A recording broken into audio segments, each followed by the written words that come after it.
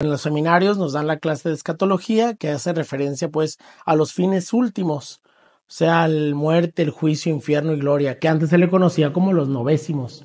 Cuando decimos está agonizando, eso, la palabra agonizando significa está combatiendo, ¿no? La escatología empieza desde la agonía, después ya vendrá la muerte, después ya vendrá el descanso, ¿no? Eso es como que el proceso o lo que entendemos nosotros como los pasos a seguir de la muerte viendo desde la visión católica. Cuando llega el momento de la muerte, bueno, viene un primer juicio que es el juicio personal y después vendrá el juicio universal, ¿verdad? Que ya todos lo conocemos, nosotros mismos lo decimos en el credo.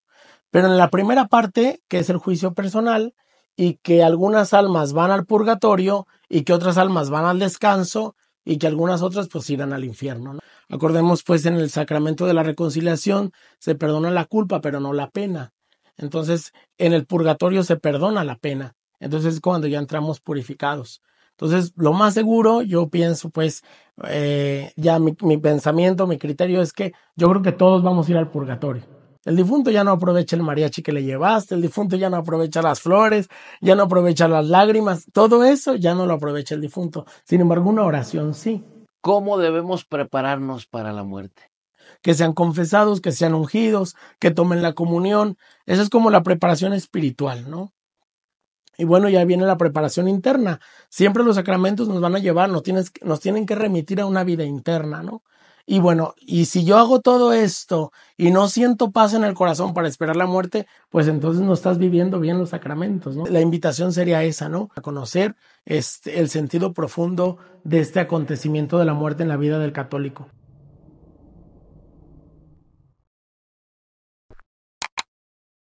Nuestro invitado de hoy nació en la ciudad de Guadalajara, Jalisco, el día 21 de julio de 1986, en una familia de 7 hermanos. Estudió en el Seminario de Guadalajara y se ordenó como sacerdote en el año 2024. Su parroquia de origen fue Mater Nostra. Sin embargo, ha servido en diferentes comunidades y parroquias, siendo la última de ellas previa a su ordenación la parroquia de San Judas Tadeo en Tlajomulco de Zúñiga, Jalisco. Actualmente cumple su encomienda sacerdotal en la parroquia de Santa María de Jesús Sacramentado en la población de Zapotlanejo, Jalisco. El padre Jorge Alberto Murillo Godínez está en el podcast. Comenzamos.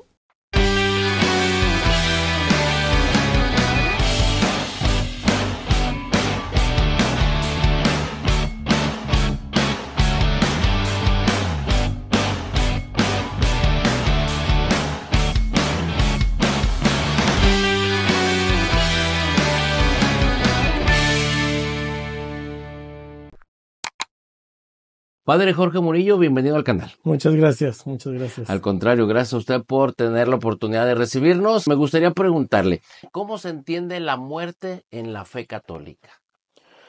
Bueno, pues primero es un tema que va muy inclinado pues a la escatología. En la iglesia o en los seminarios nos dan la clase de escatología que hace referencia pues a los fines últimos, o sea, el muerte, el juicio, infierno y gloria, que antes se le conocía como los novésimos, ¿no? Hoy esto que la escatología nos invita a ver la muerte es un paso solamente, o sea, no es una persona, no es un ente, no es algo representado como ahora la cultura de la muerte la tienen diferentes figuras y tal. Para la iglesia es un paso, ¿no? Que todo ser humano vamos a llegar y que todo ser humano vamos a experimentar, pero simplemente la muerte es un paso. ¿Y qué creencias hay al respecto? En la escatología siempre empiezan los momentos de la muerte desde la agonía, ¿no? Empieza la agonía, que es el primer combate, que antiguamente se le llamaba, o cuando decimos está agonizando, eso, la palabra agonizando significa está combatiendo, ¿no? Entonces empieza desde la escatología empieza desde la agonía, después ya vendrá la muerte, después ya vendrá el descanso, ¿no? Eso es como que el proceso o lo que entendemos nosotros como los pasos a seguir de la muerte viendo desde la visión católica. La iglesia entiende que es un dormir, ¿no? La búsqueda del descansar. ¿Cómo ve el creyente espiritualmente la muerte? Pues cuando la persona es muy cercana a las normas de la iglesia, a Dios, pues lo verá con un sentido de esperanza. Cuando las personas no tienen como esa cercanía, esta doctrina, pues tal vez se verá como un sentido de derrota, ¿no?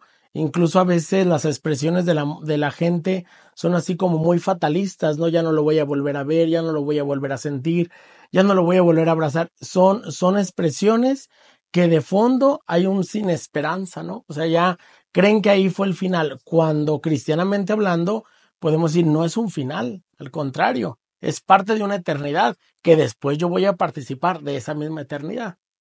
Entonces, pues ahí más bien va a depender del sentido de fe que tenga cada situación, ¿no? Quien está cercano a Dios sabe que hay una esperanza y que nos vamos a volver a encontrar. Quien está lejano a Dios o que de alguna manera no conoce la doctrina cristiana católica, pensará que es un fin de la vida y que ya no nos vamos a volver a encontrar. Que para nosotros eso es una mentira, ¿no? Nos vamos a volver a encontrar. De acuerdo a la enseñanza de la iglesia, ¿qué sucede con las almas cuando llega el momento de morir?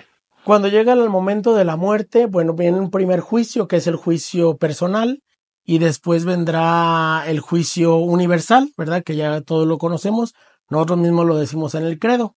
Pero en la primera parte, que es el juicio personal, y que algunas almas van al purgatorio, y que otras almas van al descanso, y que algunas otras pues irán al infierno, ¿no?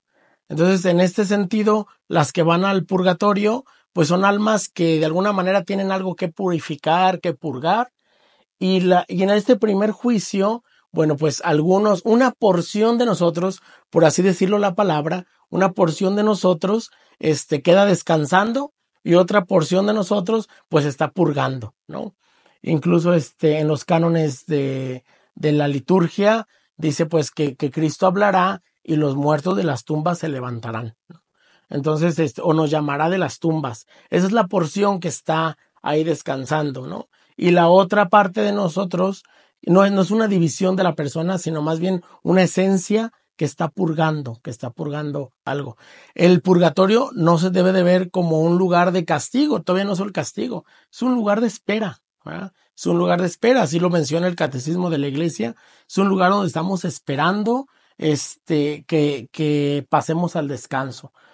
Nosotros creemos que los santos ya participan del descanso, ellos ya están descansando, ya están con Dios, porque hay un proceso, ¿no? Hay un proceso donde la iglesia nos anuncia su beatificación, su canonización. Entonces, en este proceso se descubre que ellos ya participan, pues, de la eternidad con Dios.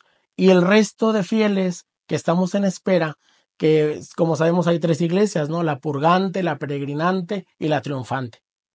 Dentro de la peregrinante que somos nosotros y la purgante, pues estamos en un momento de espera, ¿no? Para después ya participar del descanso eterno, de la gloria de Dios, pero también esperando el juicio final.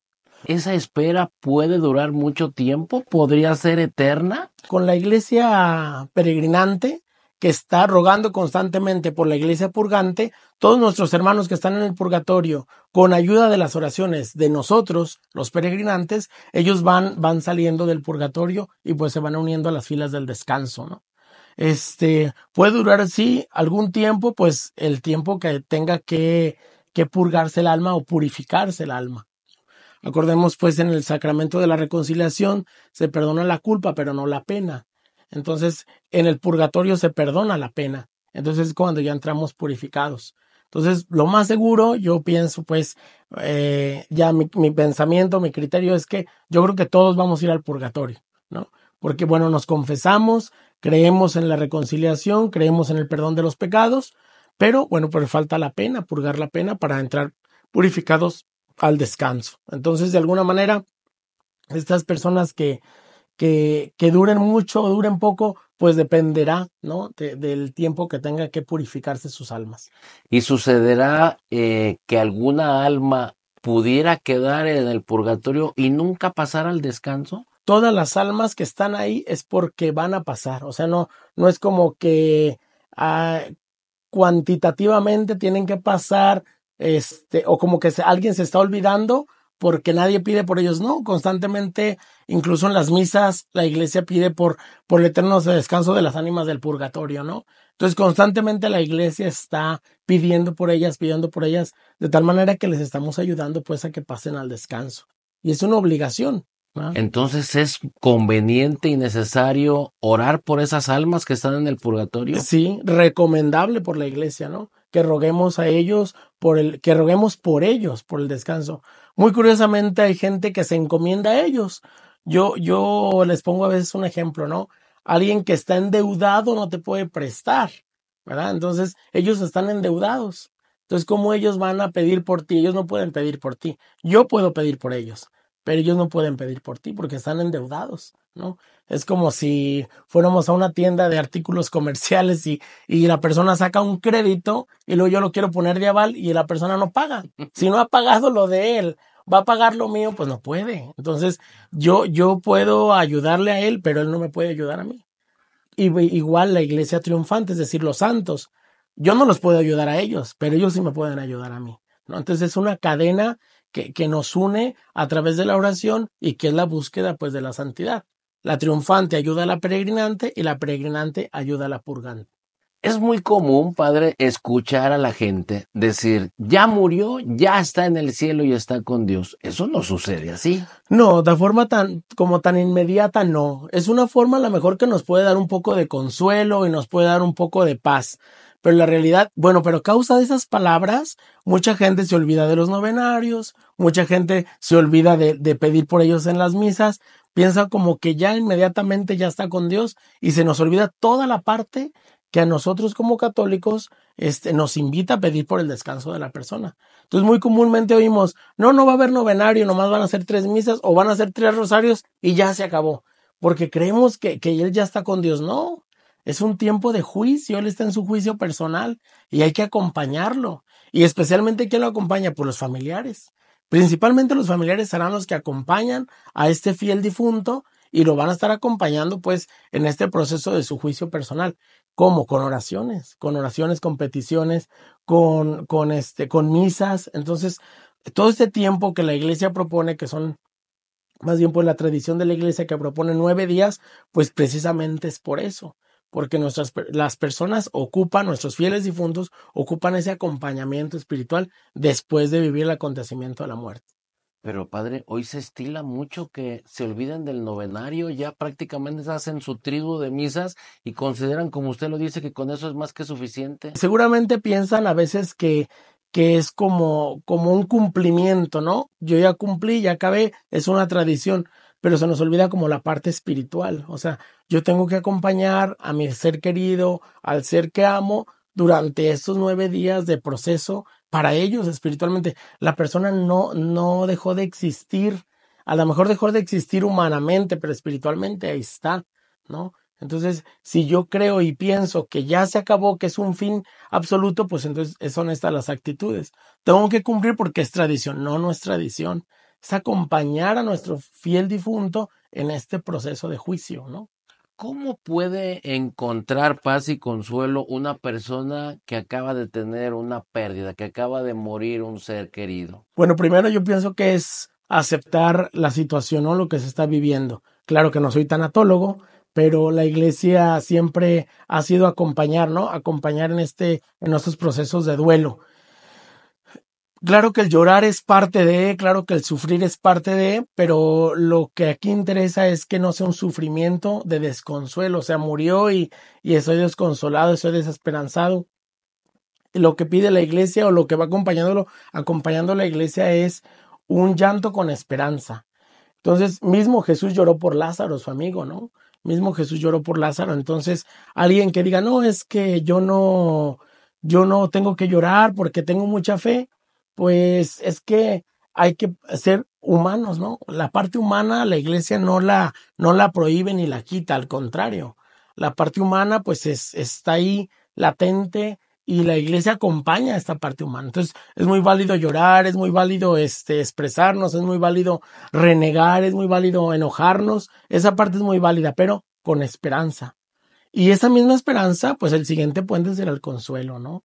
Que tengo el consuelo de volverme a encontrar con él, que tengo el consuelo de volver a mirarlo, de volver a oírlo, de volver a estar con él. Es que una cosa nos lleva a la otra. Si yo no vivo la esperanza desde el inicio de la muerte de la persona, es muy difícil que vayas a experimentar el consuelo, porque no tienes esperanza de nada. ¿Qué te va a consolar? No tienes esperanza de verlo, no tienes esperanza de oírlo, no tienes esperanza de abrazarlo. ¿Qué te consuela? ¿No?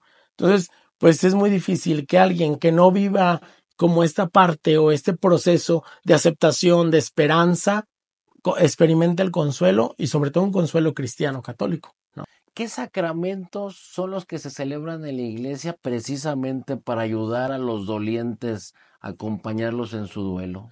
Pues más que sacramentos son actos, ¿no? Ok. Actos son los que la ¿Rito iglesia, sería una un palabra rito correcta? sería, sí. Ajá. Ahí están algunos ritos que pueden acompañar a los dolientes.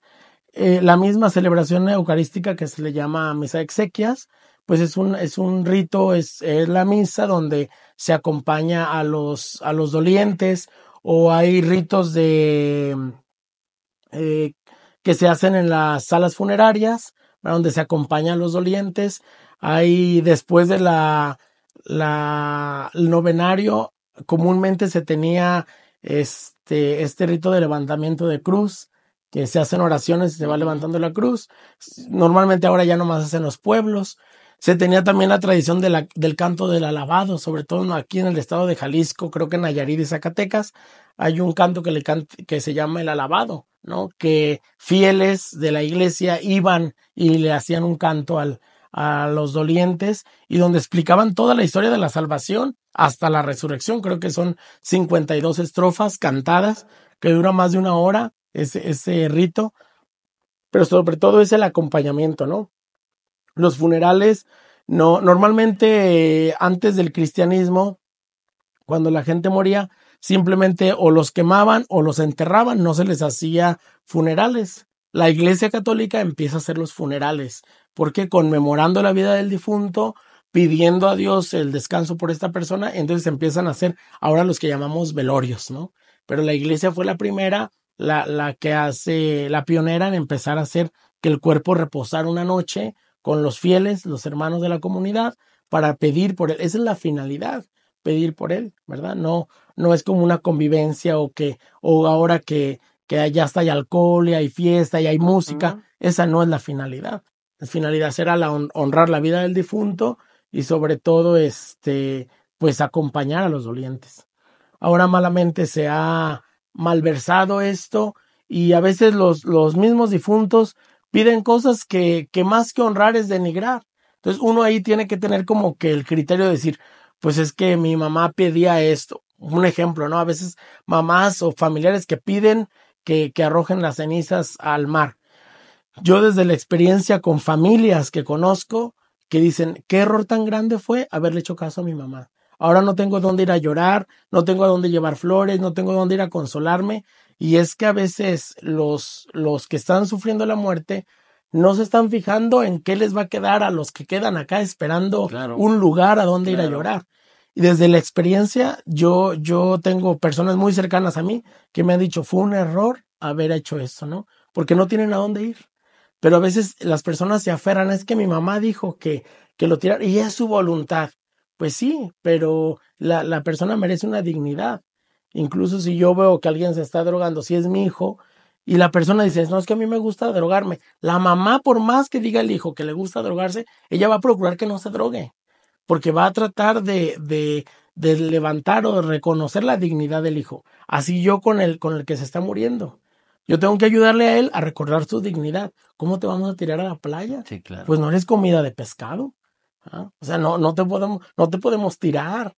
Tú tienes que estar en un lugar digno. Entonces yo, así como la mamá le ayuda al hijo a que recupere su dignidad, yo le tengo que ayudar al agonizante a reconocer su dignidad. No te podemos tirar. No te podemos tirar.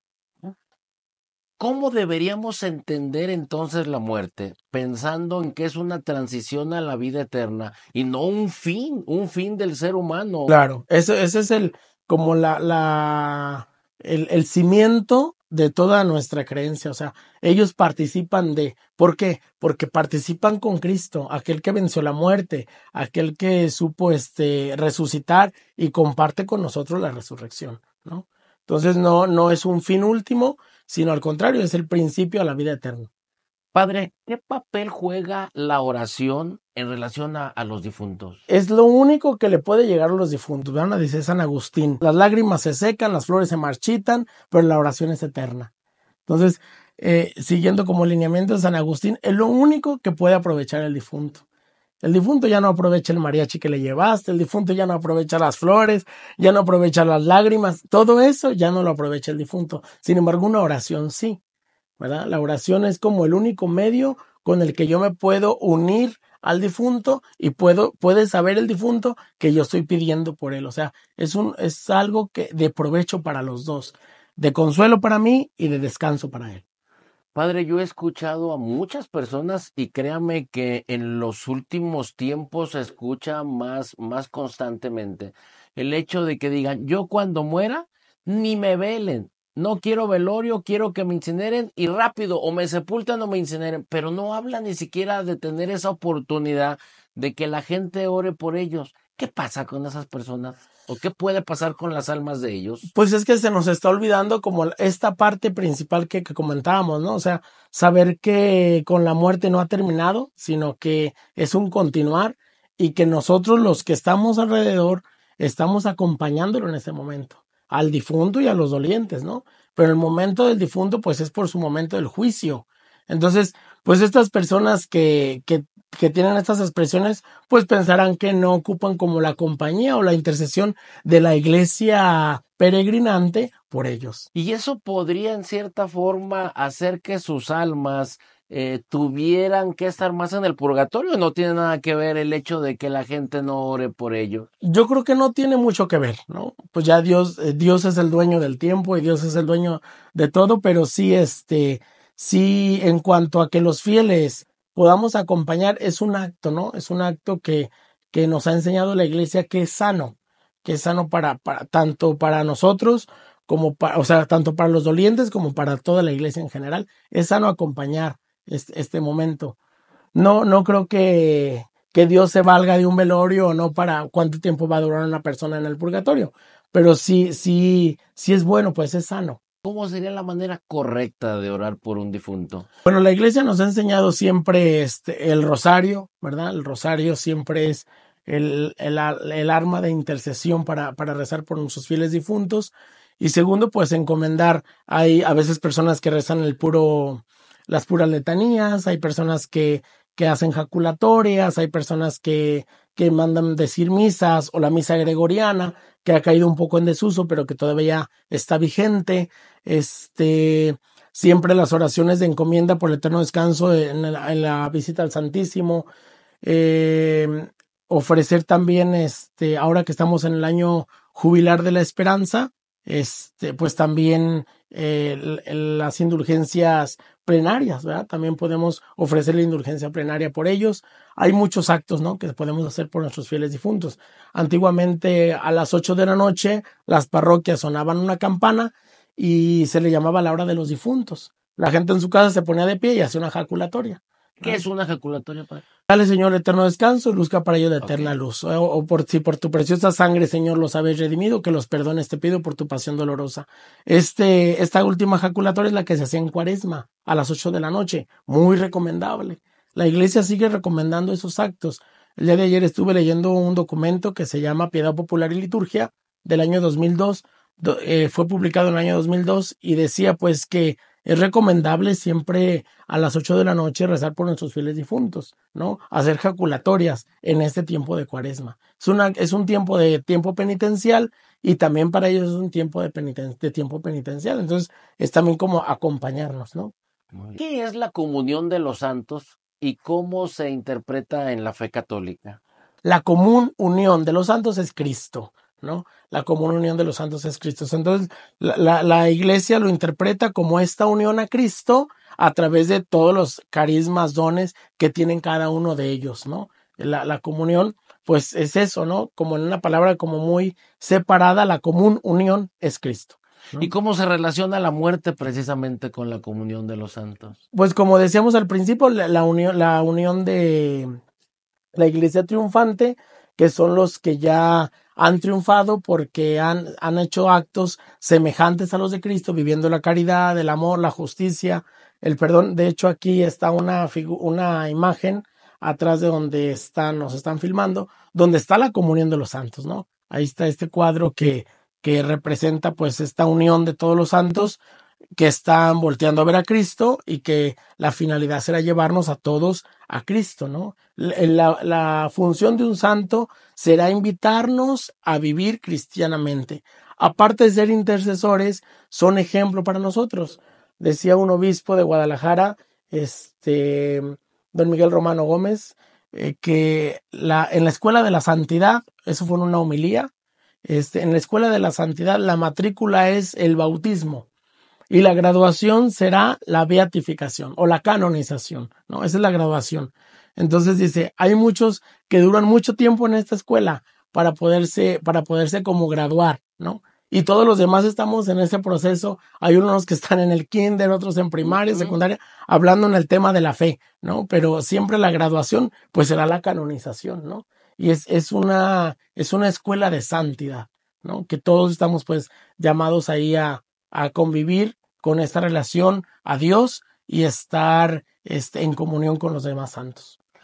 ¿Cómo debemos prepararnos para la muerte? La iglesia nos propone la comunión, que a veces le llaman pues el viático, la santa unción, que es la unción de los enfermos. Antiguamente se le llamaba la extrema unción porque se llevaba en el momento que la persona estaba agonizando. Ahora no, ahora se puede llevar en el momento que ya veamos que la persona empieza a declinar de salud.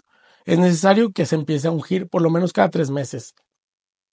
Y la reconciliación, ¿verdad? Buscar la confesión. Que sean confesados, que sean ungidos, que tomen la comunión. Esa es como la preparación espiritual, ¿no?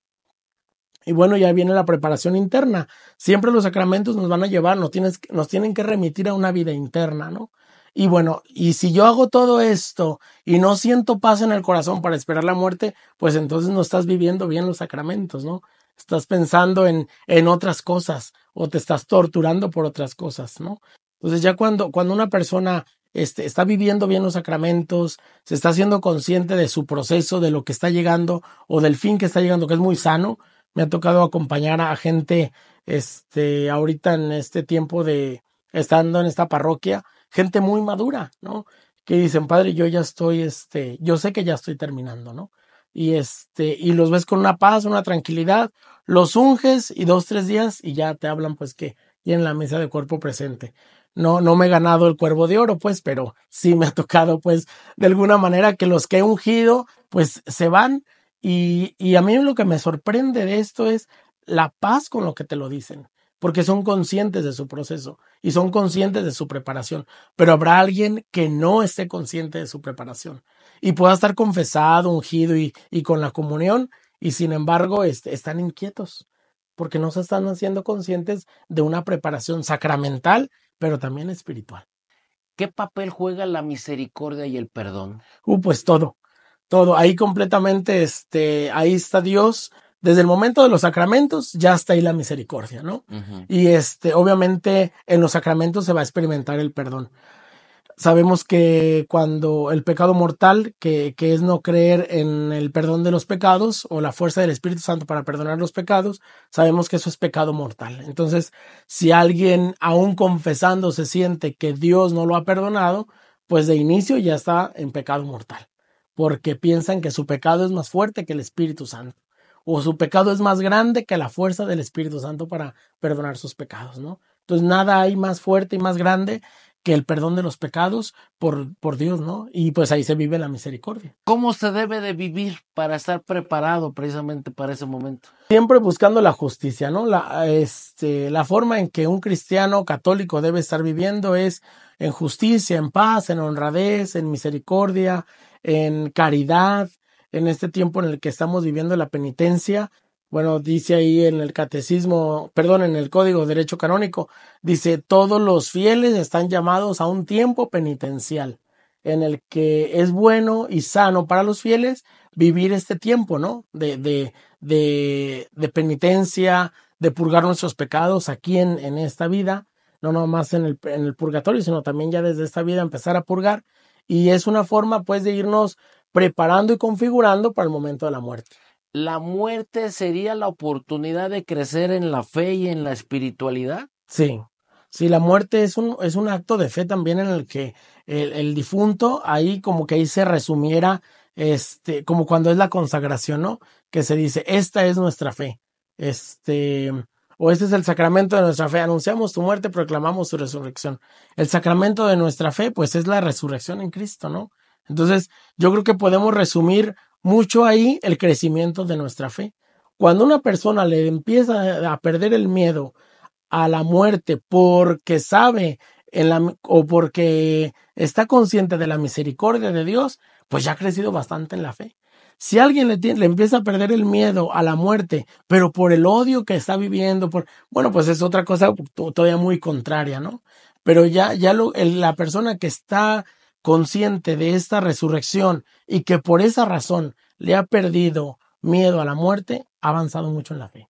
El perderle miedo a la muerte y estar consciente de que ese momento va a llegar, ¿ayudaría a que le dieras más sentido a tu vida? Claro que sí. Yo creo que sí, porque tendríamos el deseo de participar de la resurrección. ¿Quién no participa de la resurrección? Pues quien no ha vivido las cualidades de Dios, ¿no? Uh-huh. Quien no ha vivido honradamente, quien no ha vivido. Entonces estaríamos preocupados por llevar una vida recta, ¿verdad? En todos los aspectos de mi vida, moral, espiritual, humana. Esa sería, ¿no?, la gran preocupación, ¿no? Entonces yo creo que quien está buscando participar de la vida eterna, pues ya desde ahora tiene que empezar a trabajar en su vida de una forma como más honesta, más leal a Dios. Platíqueme, padre, ¿qué es el misterio de la muerte? ¿Cómo se entiende? ¿Cómo se define? Pues es este proceso, pues, que ya habíamos comentado al inicio, de manifestar esta esperanza en Dios y que las personas como tal, pues participan de un descanso, ¿no? Ese vamos a ponerle, prueban el sueño de la muerte. Hay una oración en la liturgia de las horas, en la que se reza en la noche, en las completas, que dice que nos permita probar el sueño de la muerte para despertar nuevamente, alabar al Señor, ¿no? O gozar de las primicias del Señor. Experimentar la muerte, pues es esto, ¿no? Es un descanso, es participar del descanso con Dios y un descanso sin pesadillas, ¿no? Es un descanso relajado, es un descanso tranquilo. A veces los dolientes como que se aferran. Yo a veces pienso que es más el dolor, el miedo al dolor que están viviendo ellos que lo que está aconteciendo en la persona difunta. Y hay gente que le tiene mucho miedo al dolor de un difunto, pero se les olvida pues como la parte de lo que está viviendo la persona. Yo no quiero verme así como muy rudo pues en el comentario que voy a hacer, pero a veces se me figura que es más el egoísmo que está viviendo el doliente que el pensar en el descanso del otro, ¿no? Porque si de verdad amamos al otro y vemos que, por ejemplo, ha sufrido cirugías, internado tantos meses, con dolores tantos meses, y ahora yo lo veo tan tranquilo, tan relajado, y yo estoy llorando y desgarrándome, bueno, ¿en quién estás pensando más? ¿En el descanso de él o en tu sufrimiento, no? Y a veces crudamente nos podemos dar cuenta que el doliente está pensando más en su dolor y está llorando más por lo que él está sintiendo que por lo que la persona ahora amada está sintiendo. ¿Qué está sintiendo una persona amada? Paz, tranquilidad. Eso es lo que está sintiendo. Paz, tranquilidad. Ya se desprendió del cuerpo. Ya no hay dolor. Entonces, si ya no hay dolor, ya no hay sufrimiento. Incluso escuchamos mucho el comentario de que él ya está feliz, él ya está gozando y ustedes aquí sufriendo, pero no es fácil, padre. No es fácil. Es un proceso difícil y que de alguna manera yo me tengo que dar cuenta. En el proceso de la fe, a lo mejor los procesos que lleva un tanatólogo, pues a lo mejor coincidiremos en algunas cosas, ¿no? Y en algunas cosas nos vamos a coincidir. Es muy normal, ¿no? Porque pues no todos los tanatólogos llevan una formación de escatología. Y no todos los que estudiamos escatología llevamos una formación de tanatología, ¿no? Pero en algunos procesos sí vamos a coincidir. Y dentro de esto de que él está gozando, por lo menos está en paz. Por lo menos está en paz. O sea, ya se desprendió de los dolores, ya no tiene dolor. Y la persona que está del otro lado, los que están acompañando este momento de paz, cuando no se tiene como esta firmeza de fe, pues obviamente vamos a entrar en conflicto. Cuando se tiene la firmeza de fe, pues sí, lloro porque ya se fue, pero también estoy consciente de que ya no está sufriendo. la comunión y la confesión serían el vehículo, la oportunidad de obtener ese descanso, esa salvación. Sí, son los dos rieles, ¿no? Son los dos rieles acompañado también de la unción de los enfermos. La unción de los enfermos, pues como dice el rito, ¿no? El Señor te fortalezca en tu enfermedad. Y la finalidad, pues es esa, un fortalecimiento espiritual, más que físico, espiritual. Hay gente que cree y que se ha escuchado, ¿no? Que reclaman, es que se le ungió para que se curara y no se curó. Es que la curación no es física, es una curación espiritual, ¿no? De sus heridas internas, de su vida interior, de su diálogo interior, ¿no? Con Dios.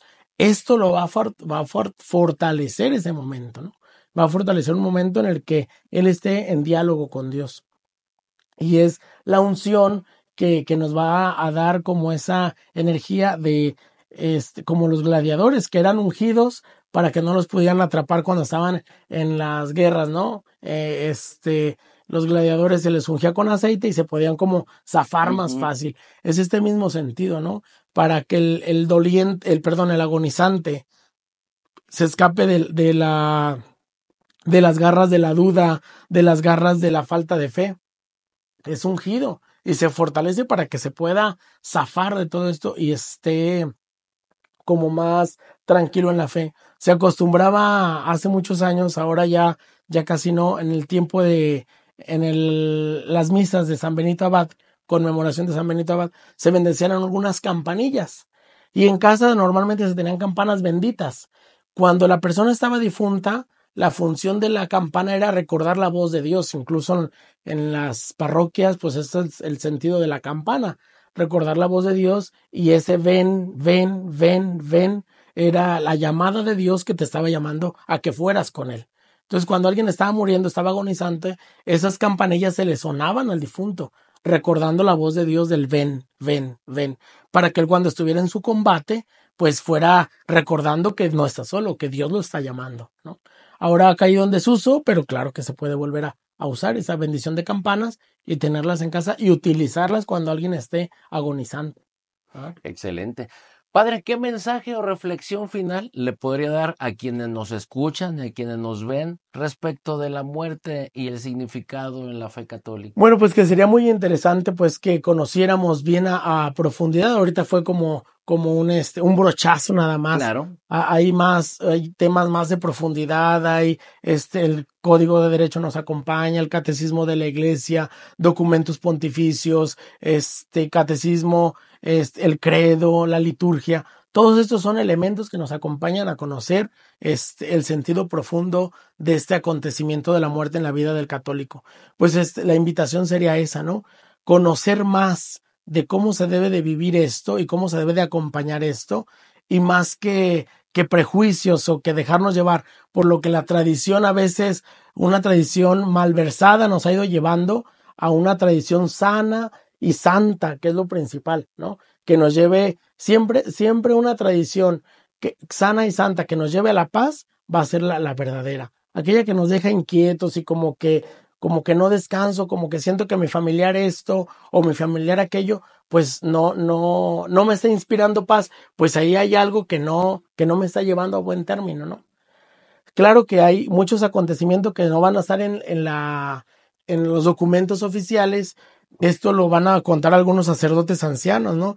Cuando va algún difunto a pedirte ayuda o confesión, y que algunos padres podremos decir, es que eso no entra en mi formación. Ha pasado, ¿no? Y yo conocí por ahí un sacerdote de Ciudad de México, ya viejito, que decía que su compañero sacerdote se había ido a confesar con él a la parroquia de él, ¿no?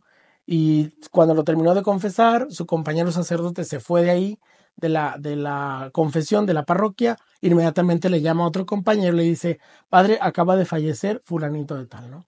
Entonces, en un accidente de carretera. Entonces no podía haber sido que físicamente la persona fuera a buscar la reconciliación. Tuvo que haber sido su alma, su espíritu, ¿no? Y son cosas que a lo mejor no estarán en un documento, pero sin embargo, pues lo cuentan algunos sacerdotes, ¿no? Entonces, pues conocer nuestra fe y lo grandioso que nuestra fe, la Iglesia siempre ha buscado como la libertad del hombre, cuando conocemos bien la iglesia, sí nos hace libres. Cuando nos estamos dejando llevar nomás así como veletas con vientos que vengan más fuertes, pues como que andamos navegando, ¿no? La fe es muy consciente, tiene muchas razones, tiene muchos juicios y sobre todo pues te deja en santa paz, ¿no? ¿Algo más que quiera agregar? Pues creo que no, porque si no me la pasaría contando historias y cuentos de todo lo que se ha vivido, todo lo que uno se ha enterado, ¿no? Pues muchísimas gracias por darme esta oportunidad y ojalá pues que les sirva de ayuda y de reconciliación y de paz para los que nos estén. No, al Bien. contrario, padre, gracias a usted por recibirnos aquí en la parroquia. Por cierto, platíquenos en dónde estamos, cuál es la parroquia. Estamos en la parroquia de Santa María de Jesús Sacramentado, aquí en Zapotlanejo, ¿verdad? Bien conocida como Santa Cecilia, ¿no? Aquí, bueno, el sacerdote también hace algunas oraciones especiales. Los jueves y los sábados, el señor cura aquí apoya bastante gente con la oración, con la búsqueda, pues, de la libertad de la persona en la vida interior. Excelente, padre. Pues gracias por su tiempo, gracias por la oportunidad y sobre todo por su aportación. Muy amable. Muchísimas gracias. Que esté muy bien, padre. Gracias.